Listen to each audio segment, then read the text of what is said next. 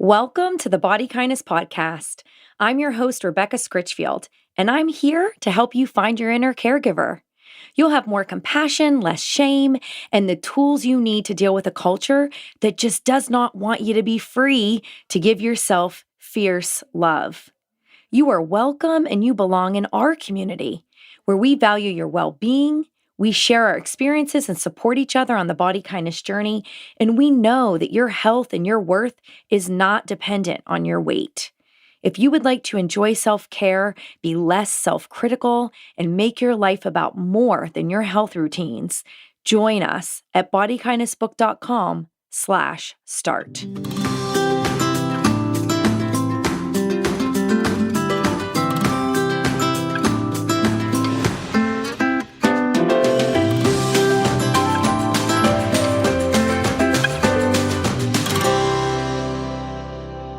Today's podcast is all about emotional eating, and it's with my very good friend and your favorite frequent co-host of Body Kindness, Bernie Salazar.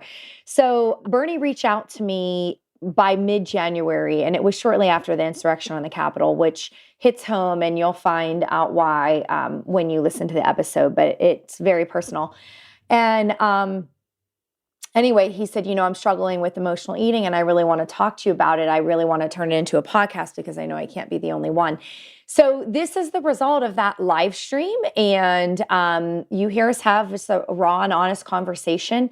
So if you're ever somebody who said, I don't ever want to eat emotionally again, or you really felt a lot of shame and blame around that, I think you're going to get some helpful insight into what it's like to fully commit to care for your well-being no matter what, and to truly discover and embody an inner caregiver that's going to compassionately be there for you no matter what. This is not about drawing a line in the sand saying, I don't ever want to diet again, and all of a sudden you perfectly know how to move through life. That is just not what body kindness is at all.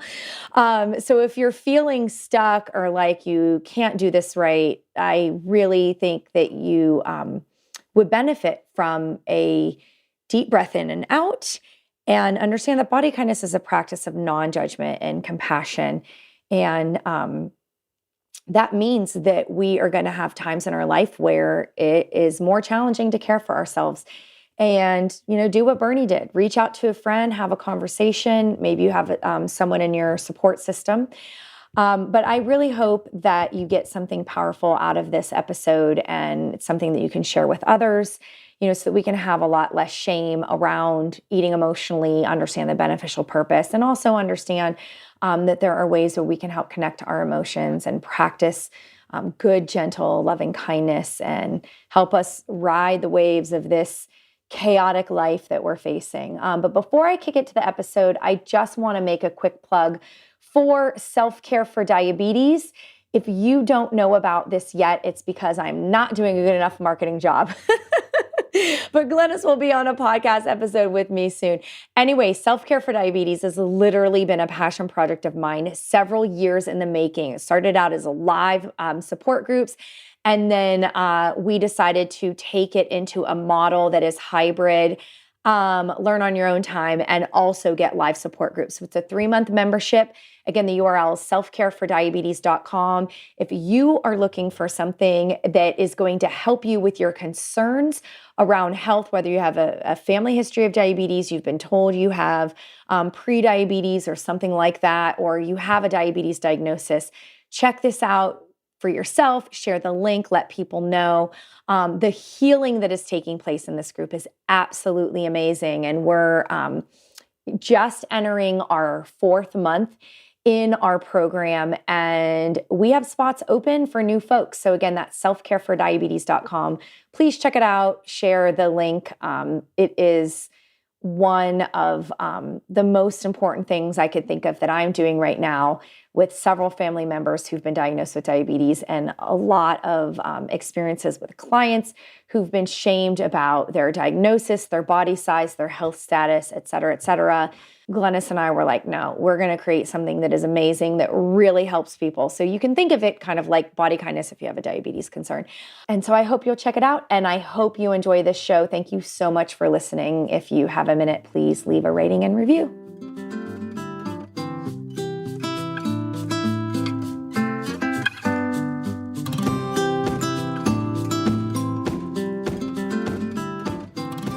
All right, Bernie. Hey, Becca, what's going on? I'm tired. You have me up past my bedtime. My apologies. It's crazy over here in the Salazar household.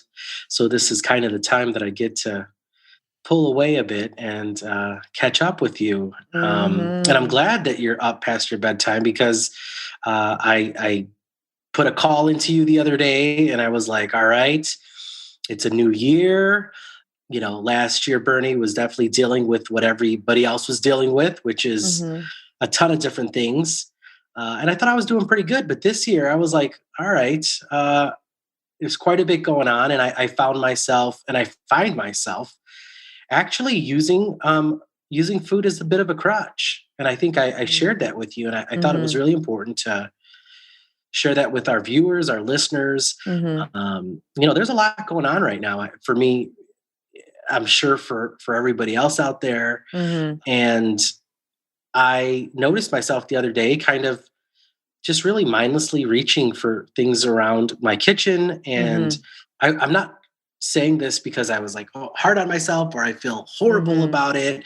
It's just a behavior that I've noticed that I Mm-hmm. haven't seen in a while. And it peaked out and was like, oh, here I Mm-hmm. am. It's still there. Where'd you think it was going to go? Yeah, well, it's funny, right? Because I think, I mean, I always know that, there's parts of who I am that really found and I guess still find some comfort and solace in reaching for food or for snacks or for things like that. And I kind of paused and I Yeah. recognized it and I'm really proud of myself for doing that. And Mm-hmm. again, I just kind of, much like some of the negative thoughts that I think have gone through my mind throughout the years Mm-hmm. and really learning and making body kindness part of who I am, Mm-hmm. I kind of let that realization sit for a bit Mm-hmm. instead of jumping to judgment, which is what I Mm-hmm. normally did. Mm-hmm. Um, so, yeah. And then after I realized what I was doing, I was like, I need to call Rebecca up and just let her know that this is something that I'm noticing, and I wanted to share it. Yeah. I was eager to share it. I think that you kind of got that in the call. I was like, all right, we Yeah. need to share this because I'm surely not the only person out there Yeah. that is maybe mid to further along in their body kindness journey Uh-huh. and is experiencing you know um, some of these feelings and going back to what works or what worked for them in the past due to all that's going on. I mean, Yeah. we're dealing with obviously, the big one is COVID, and you know whether or not we're keeping our families safe. We've had family members and friends that maybe have gotten it. A few of us have suffered loss. So as if that wasn't enough, if you're Mm-hmm. a parent, you may be dealing with children or a child that's out of school, and you find yourself taking on the role of an educator. Mm-hmm. Um, some of you may, be working from home. That's presents its own challenge, whether you have children or not.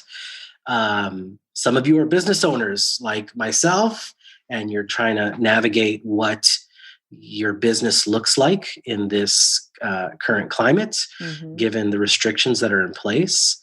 And then, of course, with what's going on, no matter what side of the aisle you're on, with our government. And I think that that's kind of was one of the last things I was like, okay, this is pretty intense. And you're sitting back and you're watching, the extremely unfortunate and horrible events that were taking place, at our Capitol. And yeah, I think that was kind of like the final thing. I was like, all Mm-hmm. right, I've just found myself reaching for any type of coping mechanism that would soothe Mm-hmm. whatever uncertainty and uneasiness was going on and Mm-hmm. has been going on. And I wanted to share that. I said that already, but again, I'm very proud of the progress that I've made. But I'm super, honest and direct in that this is an ongoing thing. And it was eye opening when I gave you a call to kind of share this information. Mm-hmm. Well, so first of all, horrible events, right? Like, I don't know, a horrible event is like you accidentally bumped into something and knocked over a family heirloom and it broke and you know you can't replace it, right? Sure. Right. What happened last week was an attempted coup on our government. There was attempts to capture, there was verbalizations of harm plans. There was obviously harm. I mean, I can't even, it's hard to believe that it was just here a week ago. And it doesn't, I'm sure that you're like, oh, but I'm not even in DC, right? Because we say all these things to try to protect ourselves, to let ourselves know we're safe. But it's a trauma response, so it is a horrible event is like sort of this very like gentle way to soften what is really happening. And I only start there because I do think that it is, first of all, we're doing this live in the context of, where we are at this point in time. I have really struggled to really say anything publicly at all, about not just, oh, I got to get my 2 cents in and make sure this relates to body kindness, but just me as a human being, but like literally feeling like I don't have the words, because what is it that you're doing when you're trying to make sure your family's okay and protect your family and, anyway. And it's really not over. Like, there's plenty to still observe and unfold. And there might be a peaceful, hopefully, in some aspects, transfer of power. Like, I know there's a lot of protections they're putting in for Andy to work the inauguration, fingerprinting, all these security measures, COVID testing, fingerprinting, et cetera, that didn't used to have to occur, but obviously needs to. Anyway, it's just there's no guidebook for this. And the thing is that whenever we talk about use phrases like use food to soothe or emotional eating, like this is a big shame trigger for people. It's just a big shame trigger because everything that we're ever told, right, has been control yourself, right? Control yourself, control your cravings, control your food, measure it out, follow this diet, do the rules, and then you'll get some sort of reward. You need to earn your rewards and then you'll be good enough, right? Let alone the fact that all of that mess actually sets up for dysregulation of emotion and appetite. And that's just when we're not in a freaking coup and COVID and parenting and all that, right? So the other side of that coin is that, humans are emotional creatures. We are feeling creatures who think. And we are absolutely all emotional eaters in some way because we're all feeling some type of emotion. And you'll hear a person, oh, well, I tend to lose my appetite under stress and anxiety. And it's like, so there are definite tendencies, right? But depending on where you're at in your relationship to food, you might be restrictive normally. And then, like you said, you get in that overload and it's like, oh, give me all the food that I didn't let myself have before. Yeah, I mean, that wasn't so much it. So what I noticed, and that might be something that, our viewers are encountering. But for me, it was just noticing that I wasn't finding any emotion in reaching for what I was reaching for. I mean, it was even past, oh, this tastes good, or, oh, this is making me feel better. Like it was just past that. And it was something that hadn't really popped up in a really, really long time. I'm super proud to say that, it wasn't anything that I went to shame myself for, because again, in the past, I think that's something that I would have done. I just kind of noticed what was happening, which for me is a good thing. That's a good thing because I know that I've been practicing, for years to kind of wrap my head around what it means to be kind to myself and what it means to, what health means to me. And I think that's why I called right away. I was like, hey, this is kind of happening. And I want it. I want to share it. I think that a lot of times on our podcast, or even some of our videos, it was like, oh, this is where I am. And I'm so happy that I got here. And it's, and I'm doing so much better. And, I'm at the finish line. Yeah, I'm there and it's great. And, and I'm not going to take that away from myself. I've been putting in some serious work over the years to get to a better place. But for me, it was like, wow, hey, this is some work that I thought I had kind of already done. But to your point, like, I guess it kind of surprised me that it just didn't go away, because I felt like for the longest time that I have had some control over it. And when I say control, it was just part of who I was. It wasn't like, oh, me suppressing or working so hard. It was, putting in the work to really be kinder to myself, to define what health meant to me.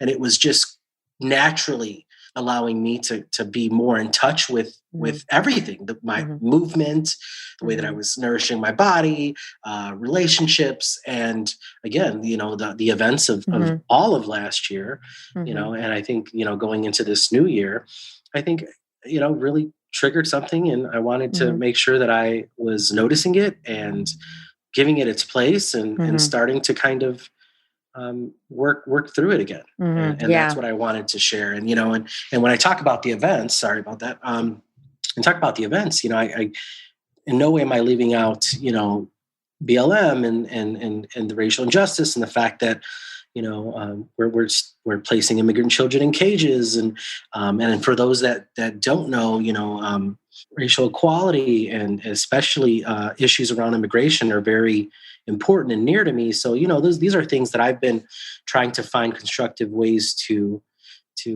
contribute to that dialogue and to be an agent for change in those areas as well. So, yeah, it's there's a lot going on, and I know that I'm not the only one, and that's why I wanted to kind of share this. Yeah.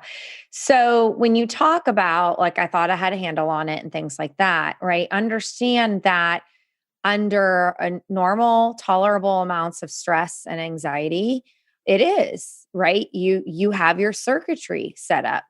You're through all the work that you have done. Even when you talk about noticing, I notice this and that.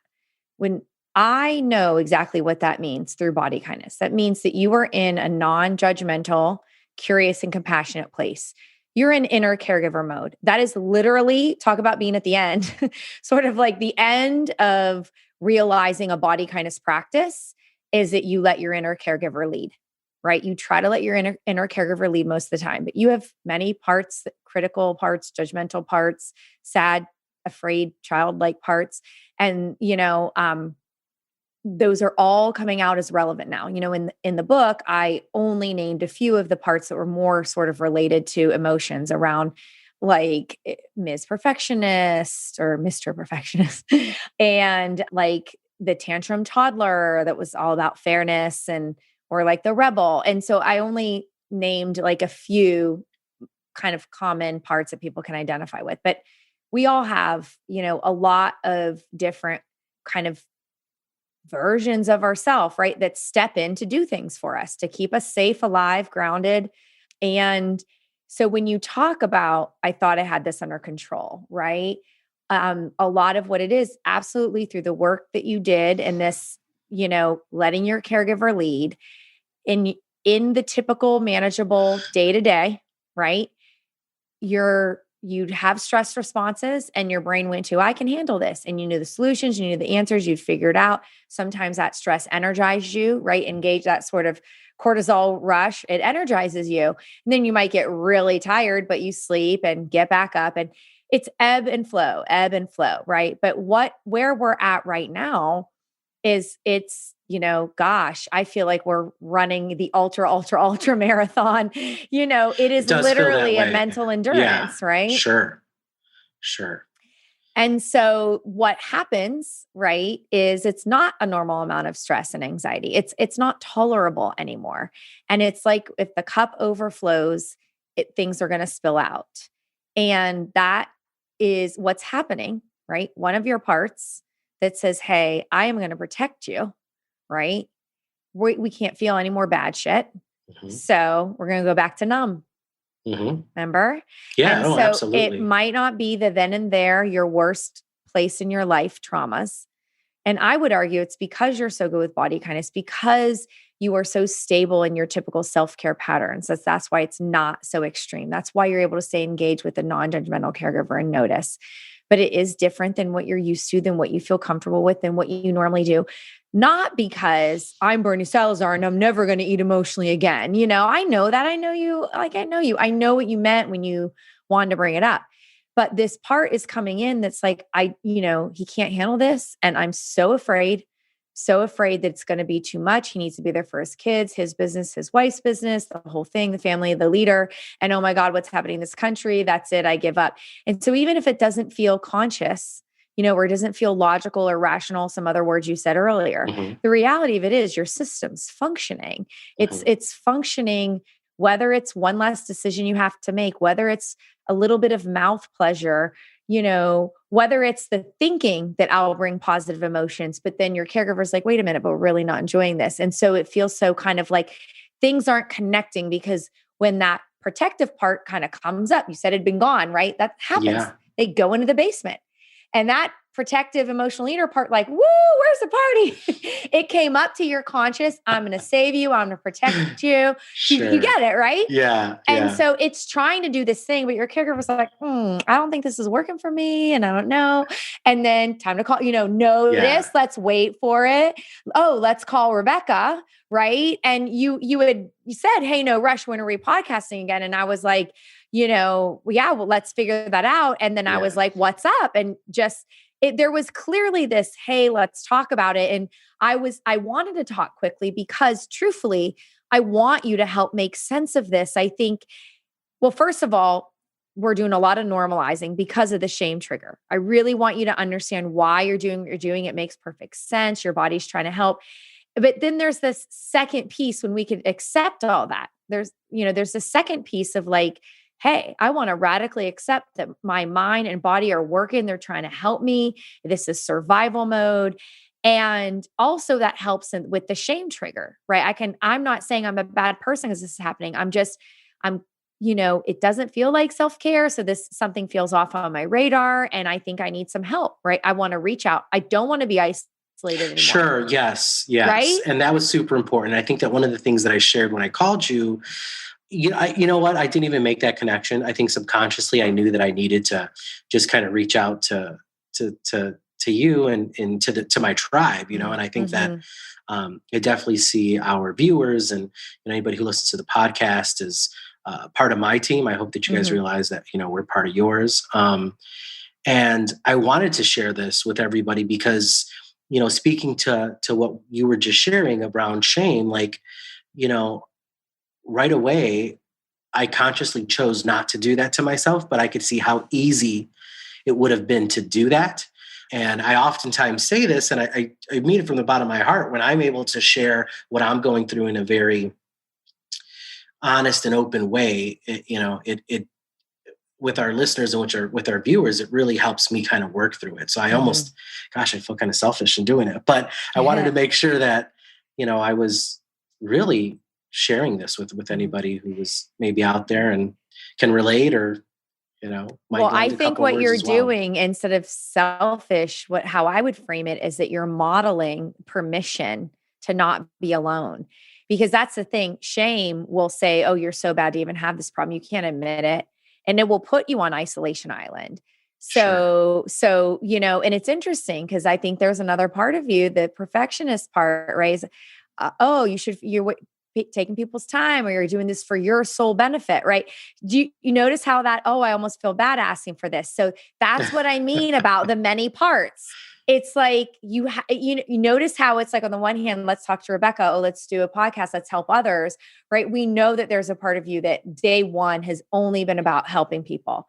That's why you chose the career that you chose. That's why you have, a business that is social justice oriented. It's why you do everything you do. You want to help people. And so the fact that you can help yourself and help someone else, even though by putting yourself first to help yourself, you're actually modeling this, hey, I can talk to somebody. I can say my needs matter. I can ask for it. Another monitor part steps in is like, should you really be taking up people's time? Should you really make this about you, Bernie? So that's the conflict that you'll have and just get used to seeing all those different things. Sure, yes. And I think that, even that type of thought process might have hindered me from reaching out. But yeah, I guess, when you put it that way, I'm definitely proud that I chose to, keep going through, because a lot of times maybe in the past I would have recognized it and just kind of pushed it right out and kept doing it, or just, Mm-hmm. not talked about it. But I'm definitely past that. And I think that that's something that I wanted to make sure I was, Mm-hmm. sharing as well. Yeah. Yeah. I think And you might have just answered what I was going to ask as a second question, which is you'd said earlier something about being proud of yourself that you didn't let it go to shame, like that you were engaged with your caregiver and like you didn't let it go directly to shame. And I was wondering, what do you think would have happened if shame would have stepped in? You are so bad, like what do you think would have oh, happened? I mean, for me, like I'm a self isolator. Like I would have just, like, nobody would have known. I probably would have overcompensated, and let's pretend like Mm, everything's okay type thing. mhm, Um, and it's not. Like, mhm, there's too much going on in this world, let alone in our own lives, mhm, during this crazy time that the entire mhm, world is going through, for mhm, me to isolate. Like, and it's hard, right? Because we're physically being told, in order, for the good of ourselves and for our neighbors, mhm, to isolate, like, physically. But I think mhm, that there are other ways, that we can reach out, whether it be mhm, phone, or, one of these Zooms or YouTubes or whatever's out there. And mhm, yeah, so what would have happened? I would have definitely just shut down and just isolated. mhm, And you would have probably been like, "Hey, how you doing? Oh, I'm great. Everything's fantastic. I'm so glad that I'm being mhm, nice to myself." mhm. And you're And right. that's, Fake it till you yeah, make. Oh, I've yeah, seen and fake it, Bernie. I have yes, seen fake yeah, it, Bernie. yeah, sure. That's, yeah, and I I definitely didn't want to do that. And again, I was surprised Mhm, to see that habit just pop up. Like, I was super mhm. surprised. I was like, "Whoa, there Haven't you seen you in a are! while. Yeah, hey, how you doing? What are we reaching for right now? You tell me, because Right. I am not driving this bus." Yeah. Well, it's all good things to notice because you're right. There's many people on that bus. But I think this is really pivotal because it's important. I think it is important for everyone to realize that, when we look at the three pillars of body kindness, love, connect, care, and, make choices from a place of love, connect to your body, connect to others, and care, fully commit to care for your well-being no matter what. And I mean, that's like a rest of your life job. That is Mhm. for better or worse, the highs and lows, all that. It's a full commitment. I am here for you. I'm going to care for you no matter what. And you have been able to stay connected. You have been able to notice something doesn't feel right. This doesn't really feel like, like typical me or what I've come to know as me. And what's so interesting about that is, again, for people who don't necessarily know, this is like you're on year 5 of 4 or 5 of working on body. Well, body kind of just turned 4. So you 5. can't be okay. So we're No, starting we're year 5. 5. This is 5. Wow. Yeah. Okay. Oh, yeah. Yeah, Cause we this is as old podcasted for as a year this before. is Okay. Okay. yeah, Okay. this Got is as old as my daughter. Like, she just turned, Oh, like, 5. Yeah. okay. That's So right. we're like 5 in a So month. right. And so it is a lifetime thing. And I think if somebody could be listening right now and just decide jump off the diet roller coaster, right? I mean, imagine that day one, square one, and they're listening and they're hearing this stuff about emotional eating and all this validating and normalizing. And what I can imagine is this, but I gotta do something Oh my about gosh, I totally this. left out the fact that it is the beginning of the year. And then now we are Yeah. bombarded with, you know, this is what you should look like. And here's how we're going to get you to that size. And, Mm-hmm. this is ideal. And oh gosh, Mm-hmm. what I'm happy about is I really don't even pay attention to that. I think that it was, Mhm. oh gosh, I think something was on the TV. I don't know what it was, or else I would definitely share it. And I just remember walking by and I was just like, out loud as I walked by and I saw the commercial. I was like, garbage. Yes. But it just made me laugh because I Yeah. felt like I had to say it out loud. And that's a whole other thing that I get upset about. Not that we're, hopping on for this, but just how the media in general, whenever we're taking breaks from the craziness that is this world right now, they want to jump in and tell you this huge success story about this person that lost all this weight and now they're of value. Like, that's what I see, and that really, really hurts me because that's what we're putting on. It's like, oh, this is great. And hear this story and it's inspirational. And then this person is like, oh my gosh, I've never felt this confident before. And here's the thing, like, I want to make sure that I'm not invalidating how they feel about themselves, because that's great that somebody feels great about themselves. But you were a tremendously awesome person before you decided to, change some numbers in your life. And you don't need to center the weight loss. That's the bottom line. And that's what kills me. You chose to move your body in a fun way. You've chosen to, explore what it is that you're putting in your body and form different relationships. But, or who knows? Some people could have chosen restriction, there's a thing called weight cycling. I mean, the things that I've seen this year mostly are social media ads, mostly Noom and WW, right? Weight Watchers. And I don't, And so with the Noom stuff, I mean, it's very clear in the new year that it was about calories and calorie counting and showing like good, bad foods and difference in portion size. It's like, you can have 10,000 grapes or 1 scoop of ice cream, and it's just like, but grapes are never going to taste like ice cream. Like, it makes no sense. And who's going to sit there and be like, I could just have all these grapes. Like, after, like, me personally, like after like 10, I'm like, okay, I'm done. Like,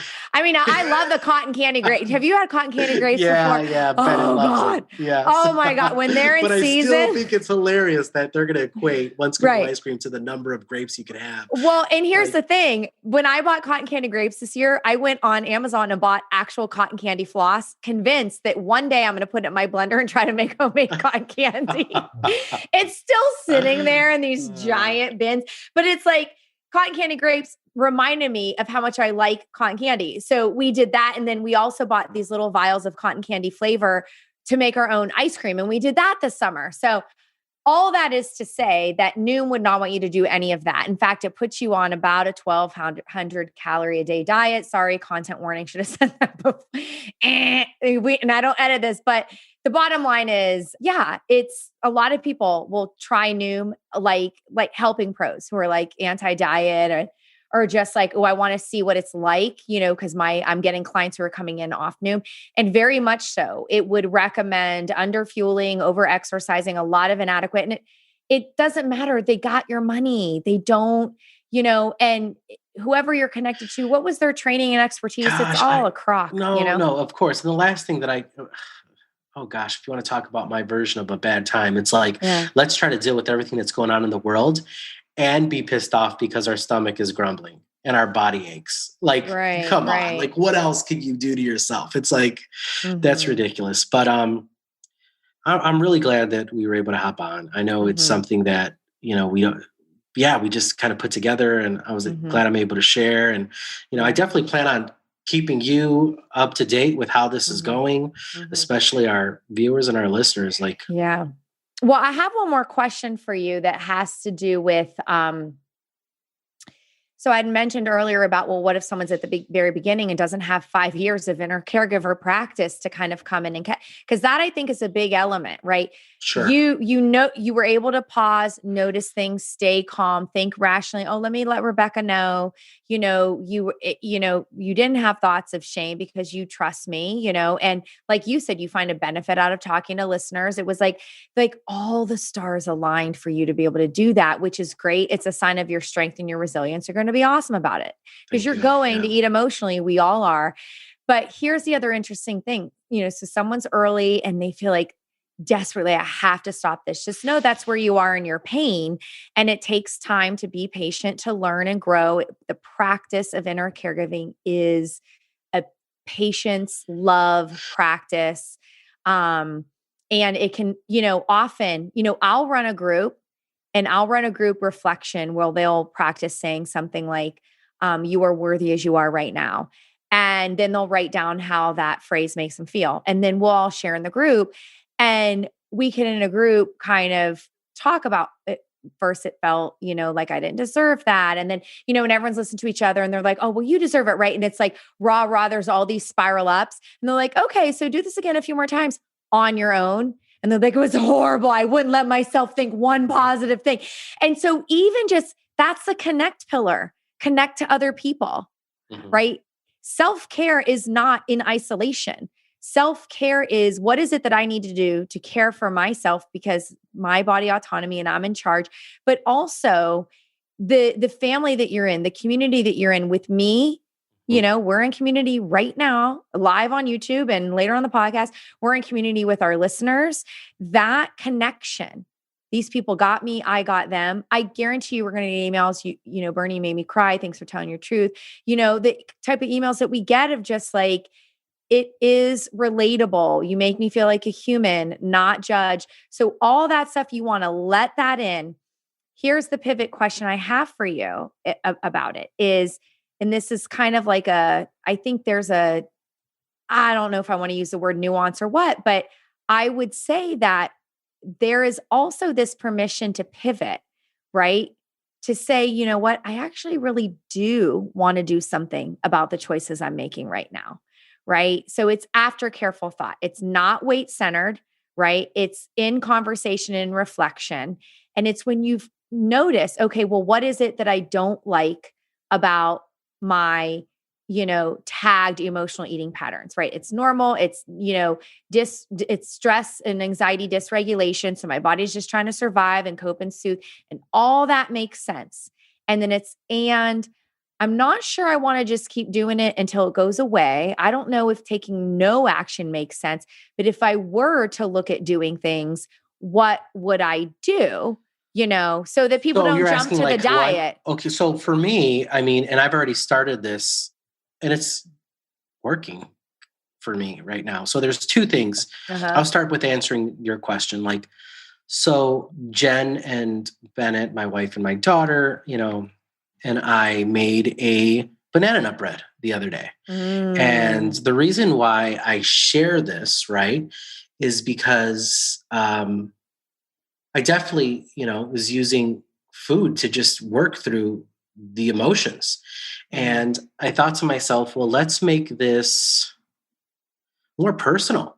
Let's make this an opportunity to connect with some of my loved ones. Am I still going to eat the banana nut bread? Yeah. If it was prepackaged, I'm going to eat it. If it's, but why not have it be homemade so that I'm enjoying it more? I see what's going into it. I'm spending time, quality time with my wife and my daughter while my son is screaming because he's a new walker. So he's everywhere. Gosh. But so what I've started to do was in no way shame myself or limit, or, I'm accepting the fact that right now this is what's going on, but I wanted to create more meaning around what it was that I was choosing.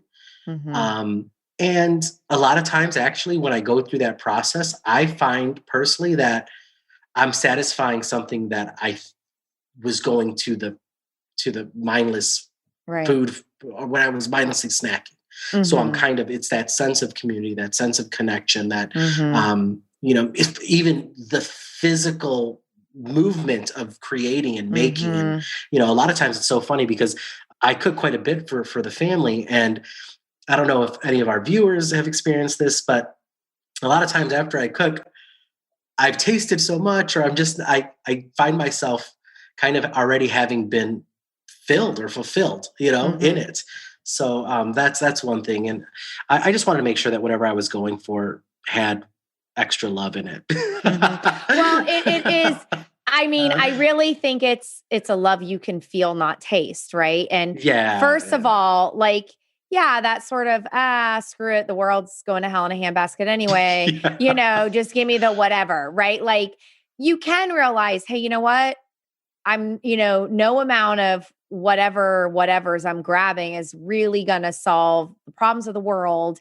And when I stop and think and reflect after, it's, am I tasting this? Am I enjoying it? And so is this the context in which I want to build a relationship around food? And so whether it's, go ahead, what you're going to say. No, I was going to say, that's kind of where that's when I stopped and I just noticed everything because, I don't beat myself up if I'm Mhm. tasting it and if it feels good in the moment. And, I mean, like if it's doing something, but I noticed that for me, it was just really numbing.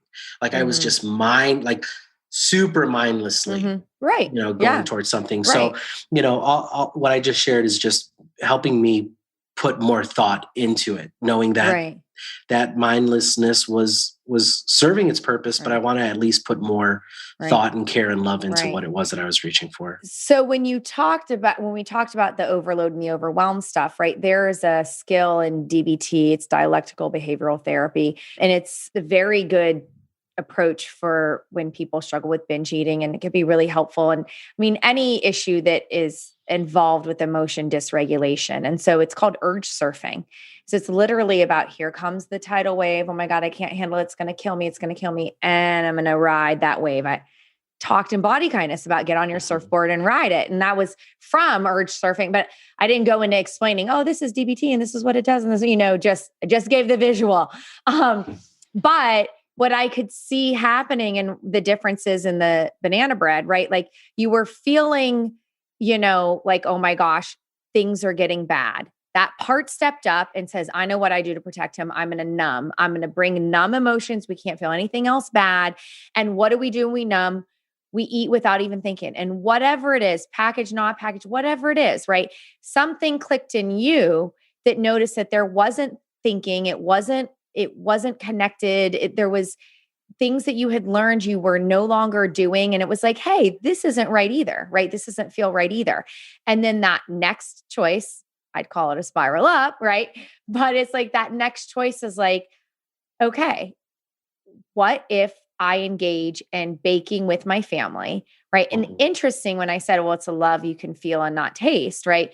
Doesn't matter how big of a size you take, doesn't matter the ingredients, I mean, unless there's something special from that, or unless you take that bite, you're like, ooh, like my mom would tell me for her banana bread, use some brown sugar, makes the bread softer. So that culinary thing, and you notice, and ooh, I'm glad I did that. That's all fair. But the point is that in all those activities, the way that you feel different, even outside of eating, you're using your hands. That tactile is anxiety and a stress resilience thing to do. You're using all your senses with touch. You're smelling the baking bread. You're hugging your kids, or you're spending good quality time, which we know fulfills your value as a dad. And being busy and having, like your youngest screaming, it's like, what you really want to say is shut up, but you can't, right? So there's, okay, let him do Uh, him. Let me engage with Bennett, distract, da, da, sure. da, da, da.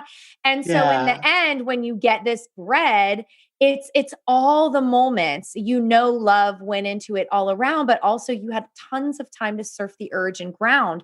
So when you had that piece, right?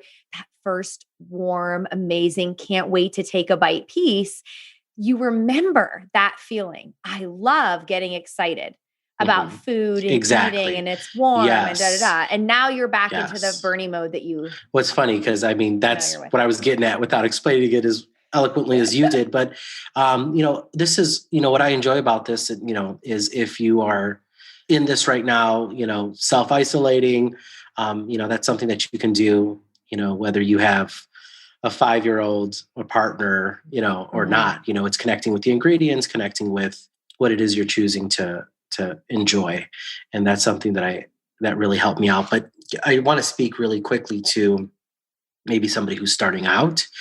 If at all possible, just try your best to be kind and nice to yourself. Like I know for me that was the biggest challenge. When I was starting Mhm. off, is just thinking I was a horrible person because I had too much of this, or and I was hiding, uh, to consume this, and I was just so full of shame. Like I know that it's easier said than done, because I've been there, but you are not a bad person Mhm. for having a cookie, a bread, a cake, ice cream, whatever it is. Like uh, that does not make you a bad Yeah. person. So I just wanted to make sure I was putting Yeah. that out there. Yeah. I mean, I would even say, and I could just talk from personal experience and, counseling. I mean, you know, you're not a bad person if you've been primarily soothing with food this Yeah. entire time.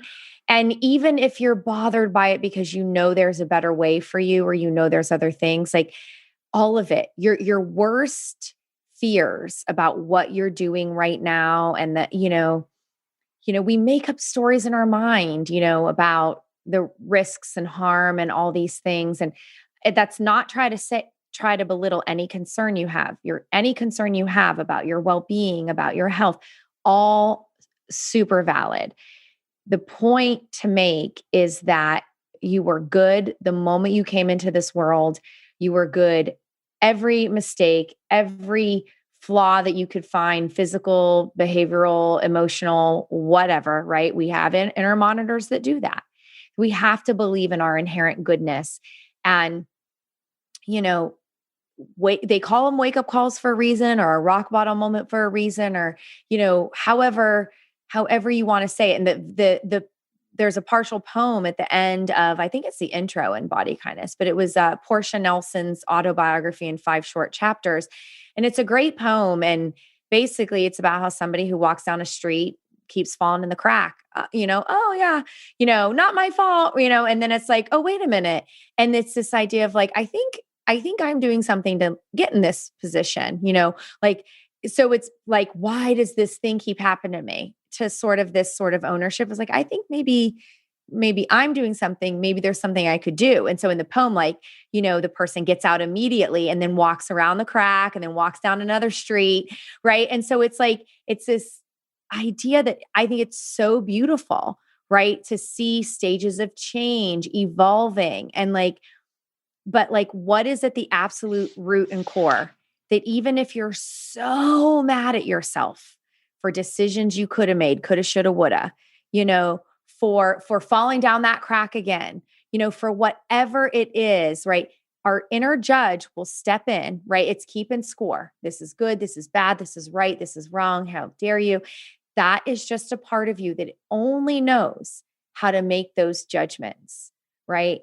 But if you want the most basic introduction to body kindness, right? Hands on heart, soft eyes, and the softness towards yourself. And you just say, it's okay. It's okay to be here right now. It's okay to not be okay. It's okay to need help and to want help and to seek help. And just by doing that, things are opening up already, right? And you will hear from other parts, oh, you can't handle it. You're going to fail again. You've tried, it is a party inside. Just know that when you love, connect, care, right, to your inner caregiver that's fully committed, no matter what, it will do what you're already doing beautifully, Bernie, right? Hey, I'm noticing this. I'm curious about it. I'm not sure this is good for me. I think I need to talk to Rebecca, right? You literally are sort of end game behavior, but end game behavior as a human, right? So it's very inspirational, for somebody who's not where you're at, to hear that those skills were pretty effortless on your part. You even talked about being patient and pausing, but you also knew when you needed to advocate for yourself and reach out and build and connect that to that community. Yeah, well, I appreciate you saying that, and I'm pretty proud of myself for doing that as well. So again, thank you, and I appreciate the fact that you're in my corner, part of my team, and I'd like to thank everybody else out there who's watching. And I know we're all going through a lot, so just know that we have your back as well, and we appreciate you very much. So, yeah. And keep sharing what you're doing with your family, other little spiral ups and things. Put them on your Instagram or Sure. wherever. Text me, let me know, and Yeah. we'll share them next time we talk. And yeah, I just think the world of you. Well, thank you. Thank you. I appreciate it. And everybody take care of yourself out there.